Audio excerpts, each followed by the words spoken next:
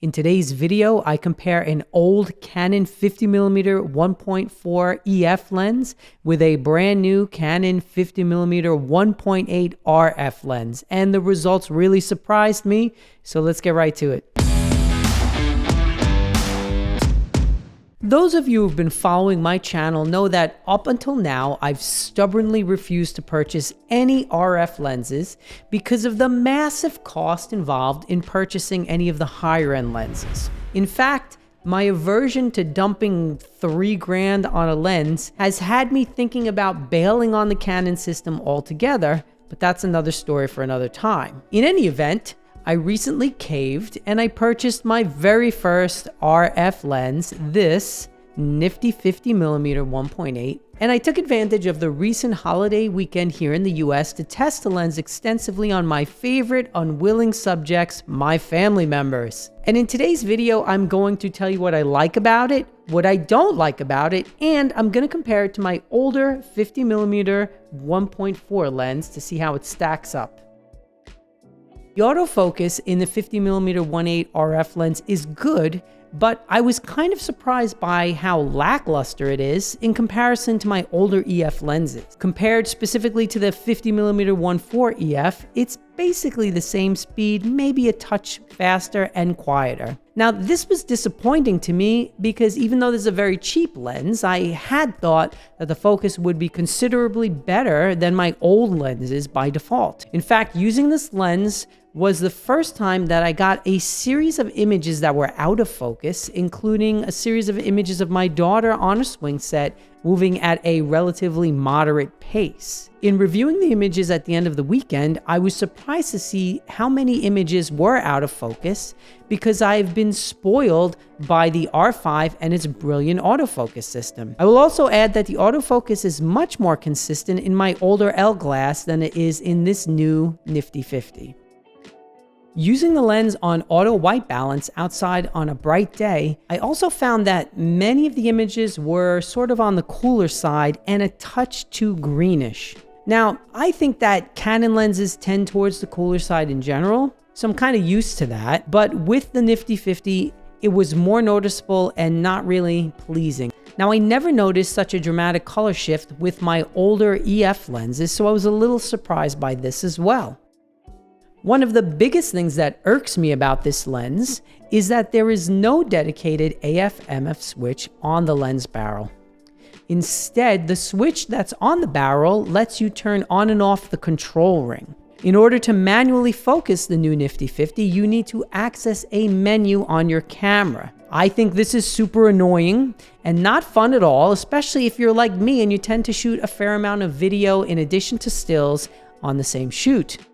First of all, the lens is super sharp across the board. Overall, I was very pleased with the sharpness throughout my images. To be honest, I didn't find it to be significantly sharper than the images I've created with my 51.4 though. And although this evidence is anecdotal since I have not done extensive lens tests with charts and whatnot, in a practical sense, I don't think you're going to see any difference in sharpness between the older 50mm and the newer one. Hands down, the new nifty 50 beats out my older 51.4 because it's super small and light. The lens mount is metal, although the lens itself is rather cheap, plastic feeling. The older 51.4 is also plastic with a metal mount, but it feels more robust and it feels better made. But using the older 50 EF requires the adapter, which makes it much larger and not as easy for carrying along throughout the day. And this is why I decided to get the new 50mm. It's really the perfect size for the camera, and as the R5 is relatively small to begin with, it is a lot of fun to take with you when paired with the new nifty 50, and it creates a nice user experience. Another reason I waited this long to pick up a 50mm is because as of today, Canon only offers the inexpensive 51.8 and the ridiculously expensive and large 51.2 for the RF system. I was hopeful that they would introduce what I always found to be the best of both worlds, a 50mm 1.4. But so far they have not done so, which is also disappointing to me. I find that my 51.4 has been one of my favorite go-to lenses, and that it excels whether in the studio, portrait work, or out and about with the family, or doing street photography, or for whatever. Now, I'm not sure if Canon has any plans to introduce an RF 51.4, but hopefully they will, and it will be priced reasonably as well.